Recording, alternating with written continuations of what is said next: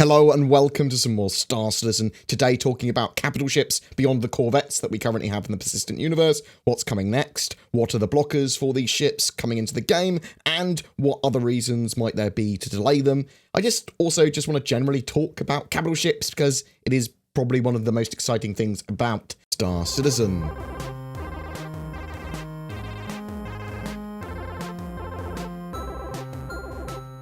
Capital ships are starting to turn up in game now, with Corvettes anyway, with ships like the Hammerhead, but there are many more beyond the horizon. I'm kind of using the term capital ships to describe ships over 115 meters, and Corvettes for the sort of like 115 to 200 meter mark. So in my book, the Hammerhead, Polaris, 890 Jump, Carrack, they're all Corvette-sized. I'm sure some people will say you should only use that term for warships, but, you know, it's space, we're in the future, and I'm just referring to the size of a ship more than anything else here.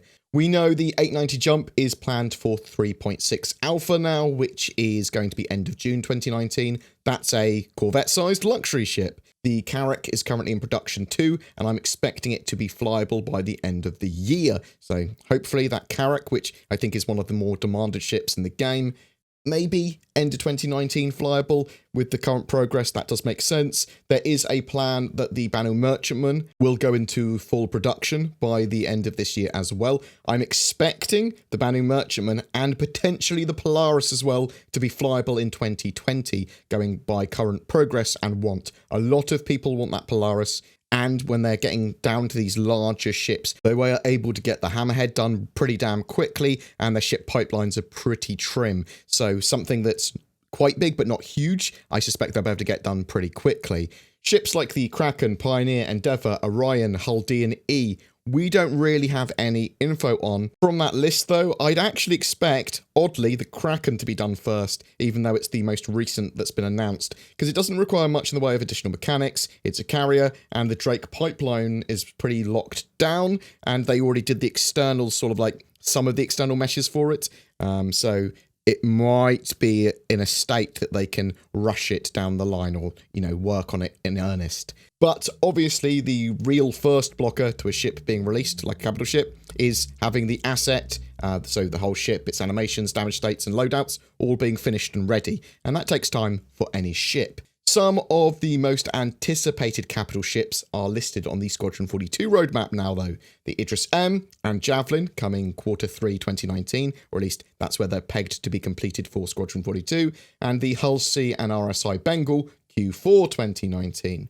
So, features and items that are ready for Squadron 42, especially ships, will require more work to bring them into the persistent universe. Basically, making them ready for multiplayer takes a good bit more time and effort. The Idris M is an extremely rare ship as well, only being available to purchase once, I believe. It's the Idris P that's going to be much more common in the verse. It's the stripped down version, the civilian army surplus version, basically, and that's going to take at least a little bit of work to get that variant ready for the persistent universe after the M is completed. The Javelin, we know less about. The version that was sold to backers was supposed to be stripped down of all its military hardware, and we don't know to what degree this is going to differ from the Javelin that's going to be in Squadron 42. Is there going to be a Javelin M and a Javelin P?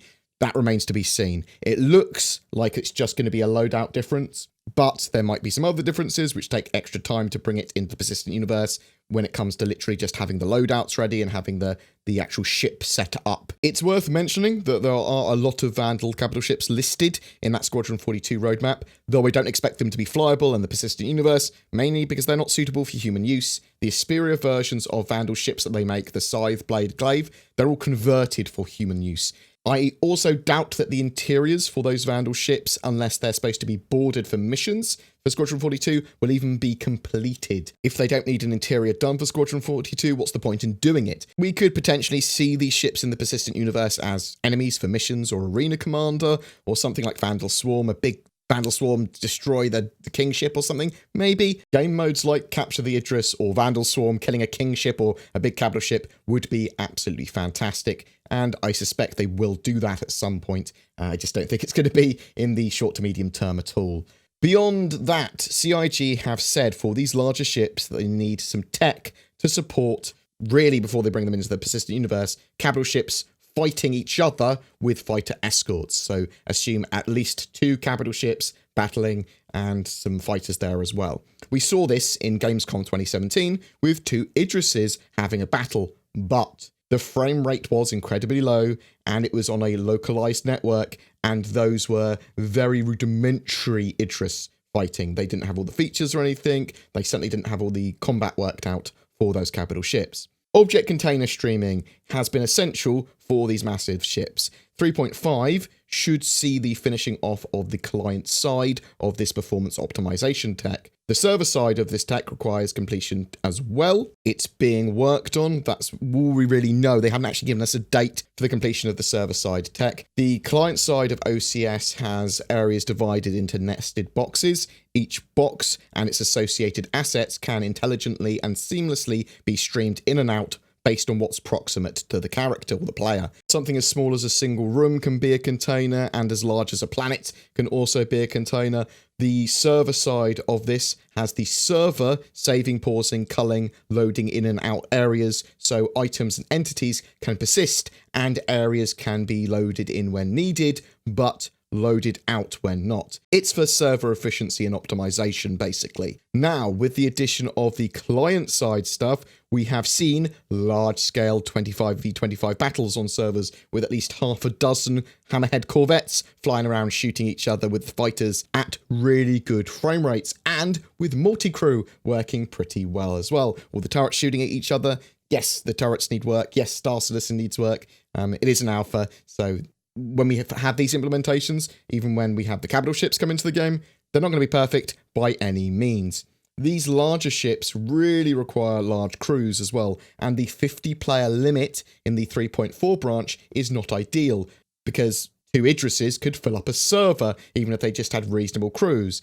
So 3.5 has some features like parallel network jobs. This should allow servers to handle a greater number of connections, and is required for the servers to see increased player caps on those servers beyond the current tech. There is going to be general improvements to every PU patch. Object container streaming and network tech should all see iterative improvements as well. There is some other tech like the lobby refactor and preparing for server meshing, which will come later down the line too, or at least will pay dividends later down the line. Another bit of tech that was mentioned in the Squadron 42 roadmap for Q2 2019 is on-demand physicalizing, which should actually help a reasonable amount.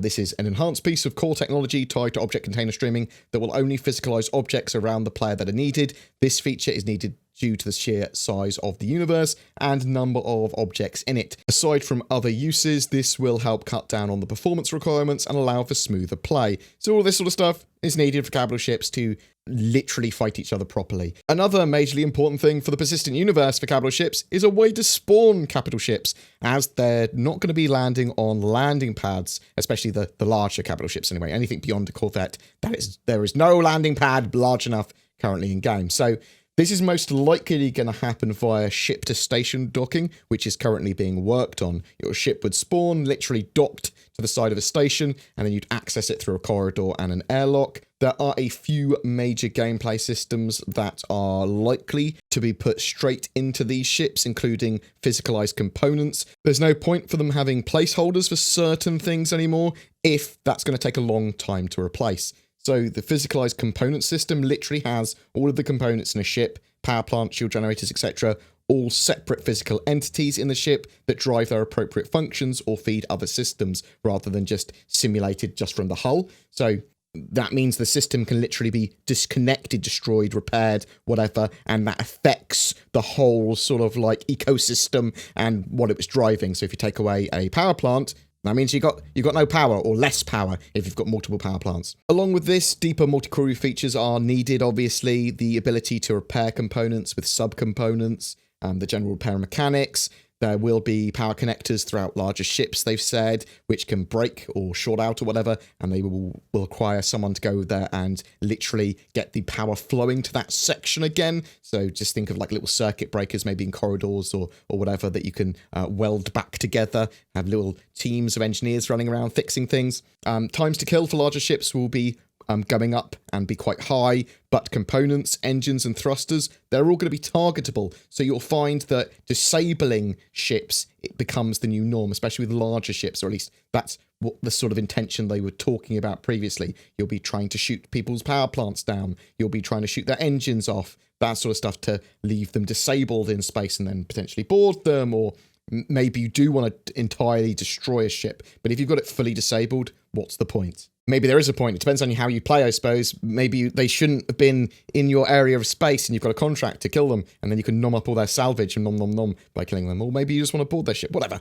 I don't know. But there's going to be lots of other things that are related to this as well. Obviously, permission systems, security systems, all that sort of stuff on board, better MFDs. Some of these capital ships have complex animations and require sort of like the multi-grid physics tech to come online as well. For example, the Idris has the front and rear of it opening up so ships can land and take off, and the front looks reasonably complicated the way it actually opens up.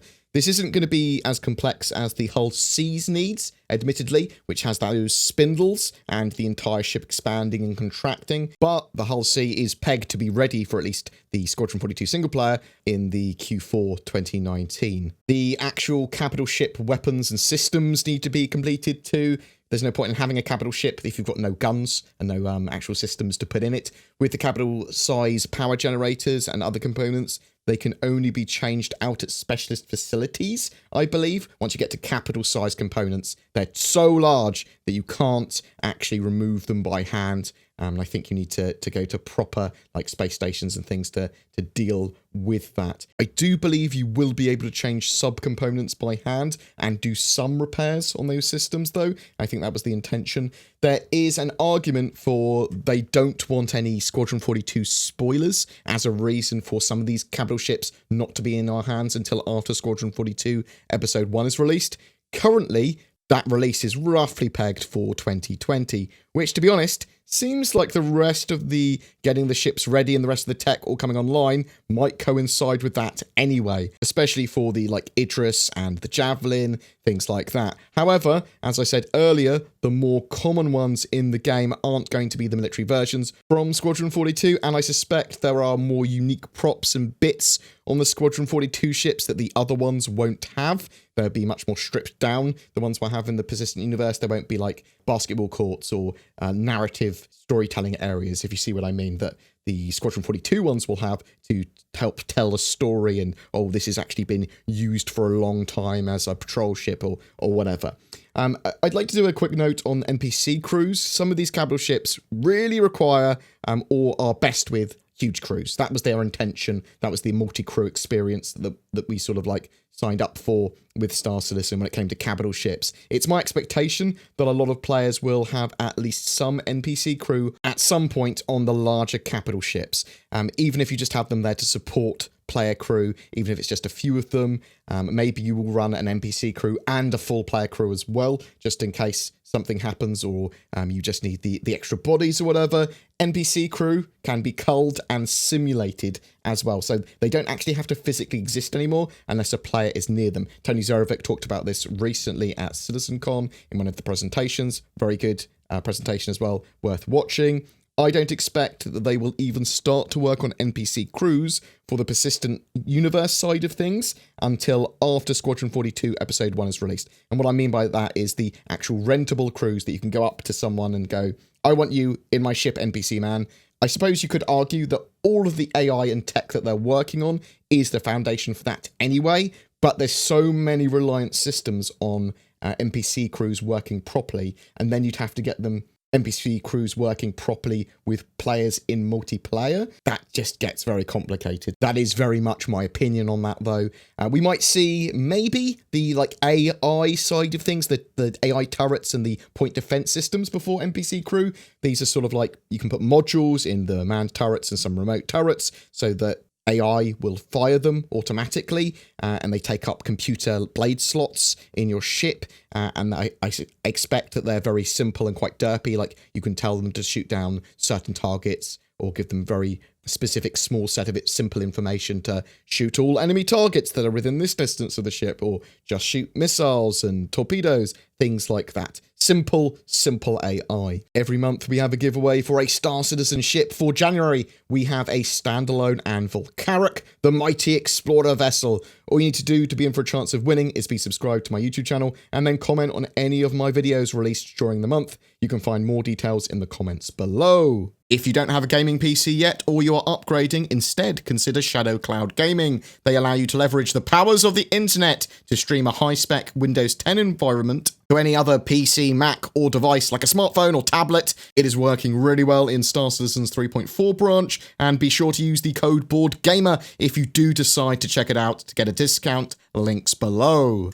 For those of you wanting to support the channel further, there is Patreon, and I will be looking for an alternative platform as well for people that have requested that. But in addition, or as an alternative to that at the moment, there's the YouTube channel memberships, literally the join button below this video, or direct donations via the links below as well. Thank you so much for watching, guys. Please don't forget to like and subscribe, as it really does help me. Any feedback or opinions is greatly appreciated and helps guide the channel working out what content is a good idea to put out next. Thanks for watching, and I'll see you in the verse.